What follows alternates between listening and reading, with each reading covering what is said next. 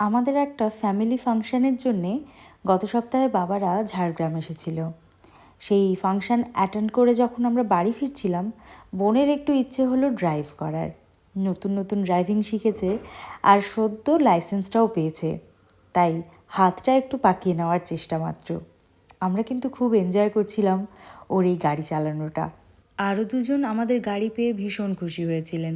একজন তো অলরেডি পায়চারি দিচ্ছেন, আরেকজন ঝাঁপ দিয়ে উঠলেন। যে কটা দিন বাড়ির সামনে গাড়িটা ছিল, ওরা হয় বনেটের উপরে না হলে এই ছাদের উপরে বসে থাকতো।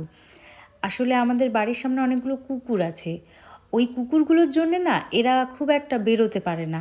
তো ওই কুকুরগুলোকে এরা একটু ভেলকি দেখানোর জন্যে ছাদের উপর বসে থাকতো, মানে বলতে চাইতো যে আয় এবার এসে আমাদেরকে ধরতে দেখি। এই সব মজার মজার কাণ্ডগুলো দেখতাম আর আমরা হাসতাম। তো ভাবলাম এক সকালে একটু ক্যামেরাবন্দি করে রাখি, আপনাদের সাথে শেয়ারটাও হয়ে যাবে। আর ভিডিওর শেষে কুট্টু কীভাবে গাড়ির ছাদ থেকে নামে সেটাও দেখবেন।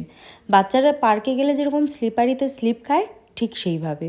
চলুন আজ তাহলে এটুকুই, দেখা হবে আপনাদের সাথে নতুন একটা ভিডিওতে।